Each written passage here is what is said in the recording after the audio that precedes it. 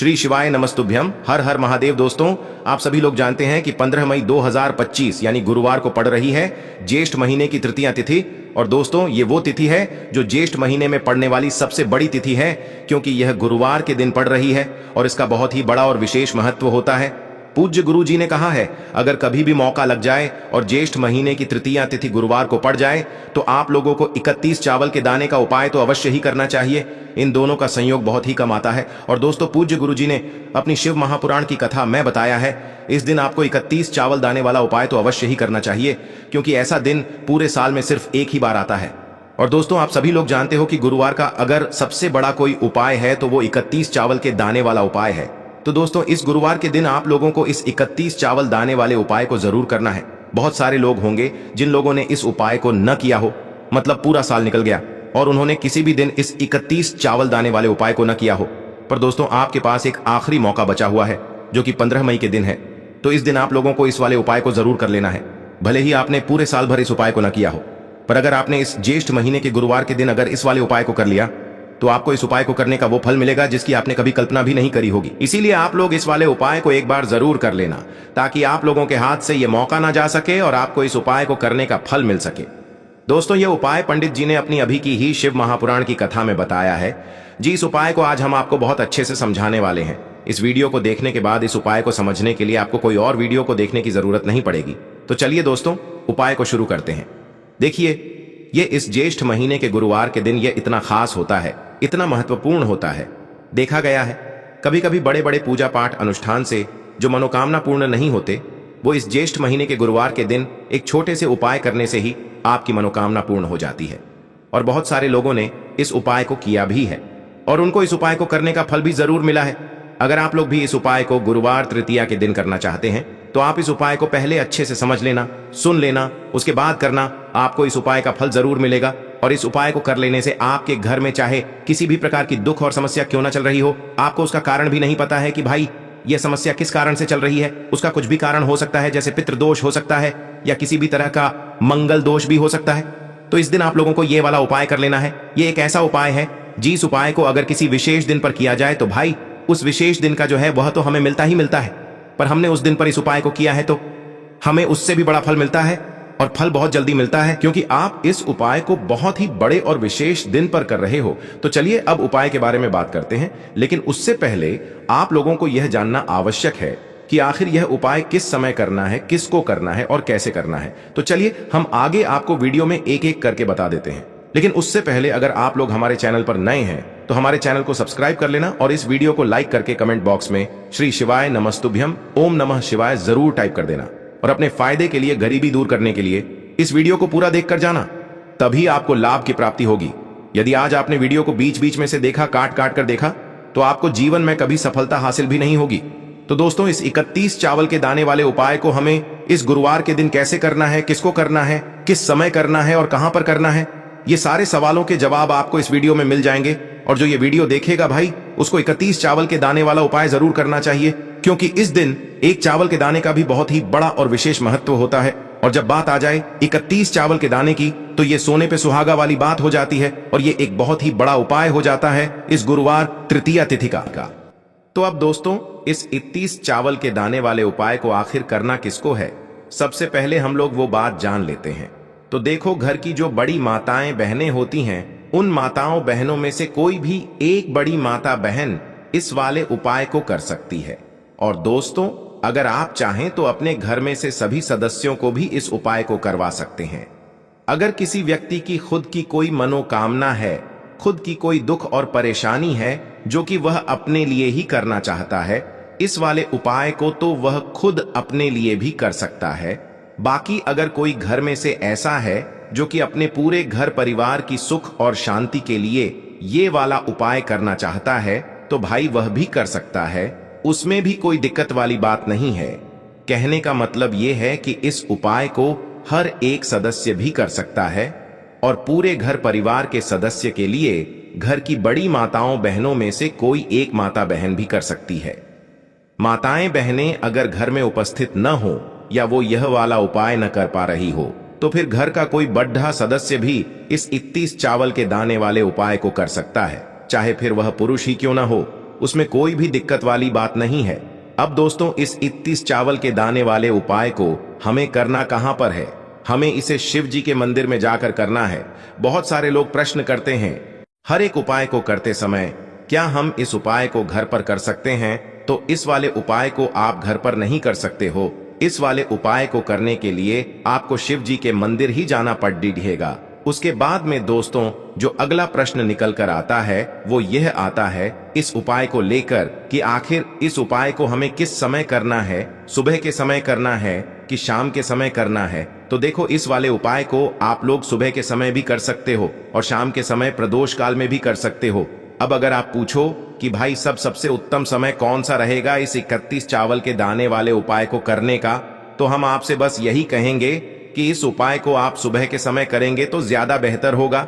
बाकी अगर प्रदोष काल शाम के समय भी करेंगे तो भी अच्छा होगा, उसमें कोई भी दिक्कत वाली बात नहीं है। तो अब दोस्तों, जो अगली सबसे बड़ी और महत्वपूर्ण बात आती है वो यह आती है कि सुबह अगर हम उपाय को करेंगे तो हमें कितने बजे से लेकर कितने बजे तक के बीच में करना है, और शाम के समय प्रदोष काल में करेंगे तो हमें कितने बजे से लेकर कितने बजे के बीच में करना है। तो देखो, सुबह जितनी जल्दी हो सके आप उपाय को करने की कोशिश करना। बाकी अगर किसी कारणवश लेट भी हो जाओ, थोड़ी देर भी हो जाए, तो 10 या 11 बजे तक भी आप उपाय कर लेना, पर 12 बजे से ज्यादा देरी ना हो। ठीक है, इस बात का ध्यान रखना। उसके बाद में दोस्तों, अगर शाम के समय प्रदोष काल की बात करें, प्रदोष काल का जो समय होता है वो शाम के 6 बजे से शुरू हो जाता है। मतलब शाम के 6 बजे से लेकर 7 बजे के बीच का जो समय होता है ये समय प्रदोष काल का समय होता है। पर अभी जो मौसम चल रहा है, इस मौसम में जो है शाम बहुत देरी से होती है, तो आप इस उपाय को 7 या 8 बजे के बीच में भी कर सकते हो।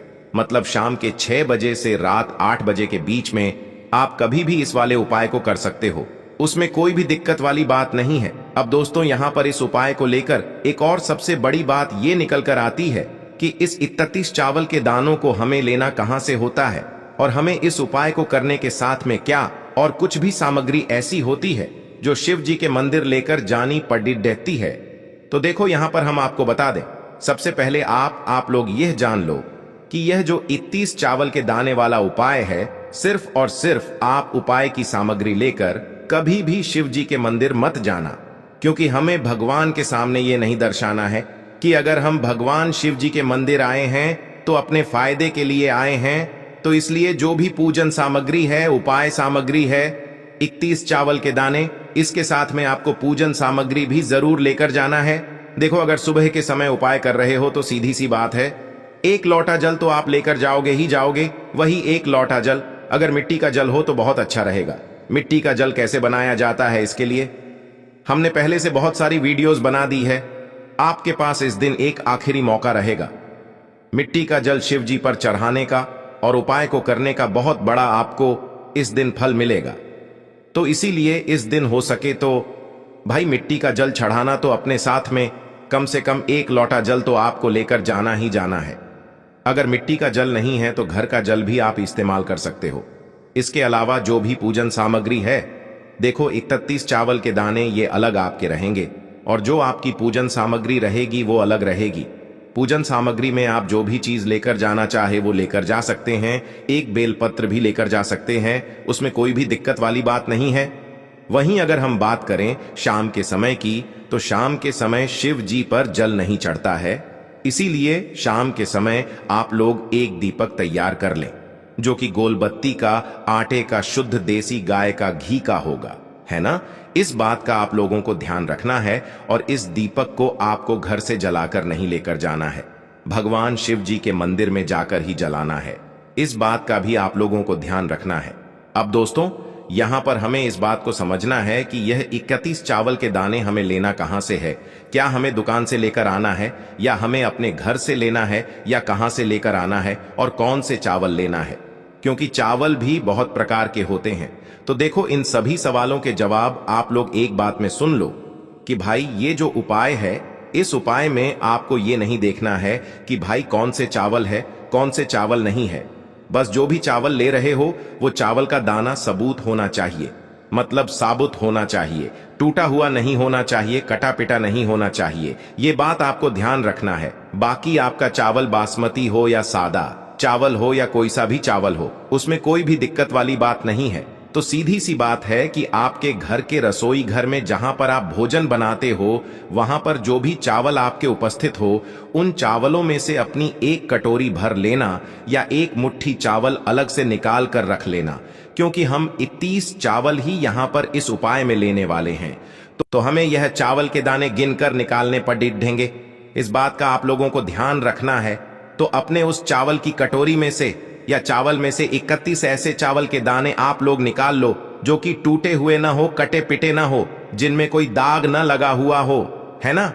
अच्छे साबुत चावल के दाने 31 दाने आप लोग निकाल कर रख लो और इन्हें किसी भी एक कागज की पुड़िया में या किसी एक छोटी सी कटोरी में आप लोग रख लो, ताकि यह सुरक्षित रहे, आपके एक भी चावल का दाना इधर उधर ना हो और आपका उपाय भी पूरा अच्छे से हो जाए।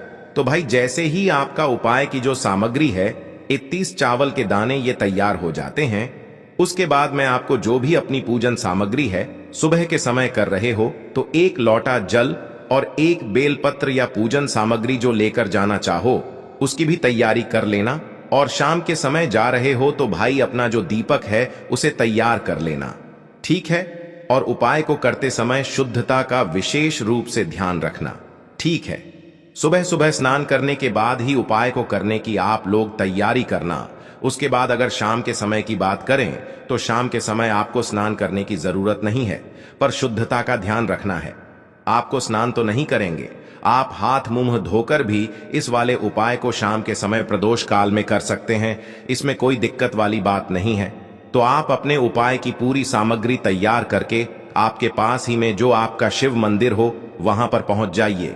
सबसे पहले शिव मंदिर में जाकर आप लोगों को उपाय नहीं करना है, पहले भगवान के दर्शन करना है, भगवान से आशीर्वाद प्राप्त करना है, फिर शिव जी की शिवलिंग के पास में आना है। शिवलिंग के पास में आने के बाद आप जो पूजन सामग्री लेकर आए हुए हैं, जैसे कि सुबह गए हुए होंगे तो एक लोटा जल और जो भी पूजन सामग्री लेकर आए हैं आप उनसे भगवान शिव जी की पूजन कीजिए। सबसे पहले तो एक लोटा जल ही चढ़ेगा, फिर आपको एक बेल पत्र श्री शिवाय नमस्तुभ्यम का जाप करते हुए शिवलिंग पर चढ़ा देना है। उसके बाद में आपकी पूजन सामग्री चढ़ेगी। उसके बाद में अगर दोस्तों शाम के समय अगर आप इस उपाय को कर रहे हो तो अपने साथ में कम से कम एक जो दीपक है गोल बाती का जो आप अपने साथ में लेकर गए हो, उस दीपक को मंदिर में जाकर अपनी माचिस से जलाना है और उस दीपक को शिवलिंग के पास में रखना है, ठीक है।